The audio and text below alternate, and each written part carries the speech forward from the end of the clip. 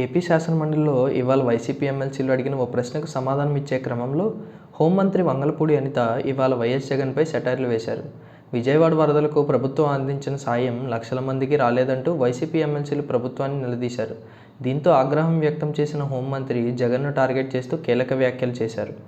వరద బాధితులకు సాయంపై శాసనమండలిలో హోంమంత్రి వంగలపూడి అనిత ప్రకటన చేశారు. వరద సాయంపై బాధితులు వస్తే కలెక్టర్ల ద్వారా ఇప్పటికీ పరిష్కరిస్తున్నామని తెలిపారు. వరద బాధితులకు నేరుగా సాయాన్ని వారి ఖాతాలకే నగదు బదిలీ చేశామని తెలిపారు.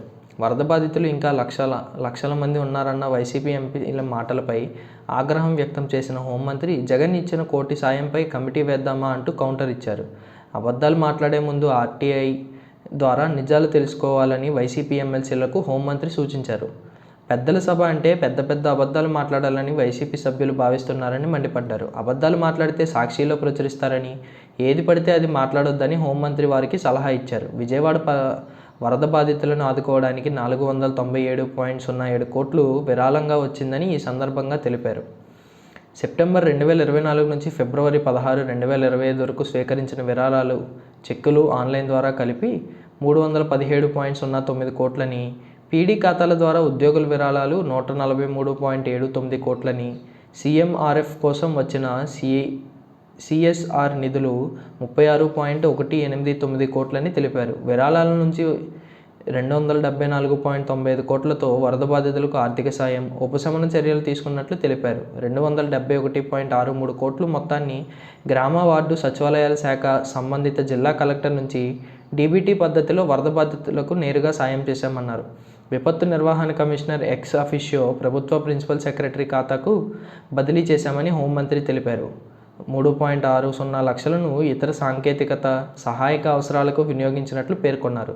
బుడమేరులో అక్రమణల వల్లే వరద వచ్చిందన్నారు. 2005లో వచ్చిన భారీ వరదలు విజయవాడను ముంచెత్తాయని, 464 కోట్లతో బుడమేరు డైవర్షన్ ఛానల్ సామర్థ్యాన్ని 35,000 క్యూసెక్కులకు పెంచే పనులు గత ప్రభుత్వం కొనసాగించలేదన్నారు. గత ప్రభుత్వం ముఖ్యమైన పనులు పెండింగ్లో పెట్టడం వల్లే ఈ పర్యవసానాలు అని హోంమంత్రి ఆరోపించారు. 11 రోజుల పాటు విజయవాడ ప్రజలు సాధారణ జీవితంలోకి వచ్చే వరకు సీఎం చంద్రబాబు బస్సులో ఉండి పరిపాలన సాగించారన్నారు. అగ్గిపెట్టెలు, కొవ్వొత్తులు ఏర్పాట్లపై ఎగతాళి మాటలు మాట్లాడడం హోంమంత్రి ఆగ్రహం వ్యక్తం చేశారు. కరెంట్ లేక చీకట్లో నిలువెత్తు నీళ్లలో ప్రజలు ఇబ్బందులు పడుతుండడం కల్లారా చూసి ఆదుకున్నామన్నారు.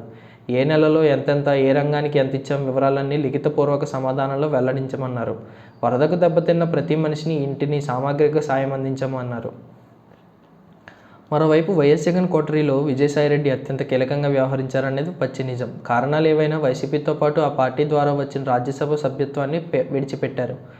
రాజకీయాల నుంచి తప్పుకొని వ్యవసాయం చేసుకుంటానని విజయసాయిరెడ్డి మొదట చెప్పారు. నిజమే అనుకున్నారంతా. కానీ 2 రోజుల క్రితం మీడియాతో మాట్లాడుతూ తాను జగన్ కోటరీ వల్ల బయటికి రావాల్సి వచ్చిందని సంచలన కామెంట్స్ చేశారు. ఆ కోటరీ నుంచి బయటపడితే తప్ప వైసీపీకి భవిష్యత్తు ఉండదనే అభిప్రాయాన్ని వ్యక్తం చేశారు.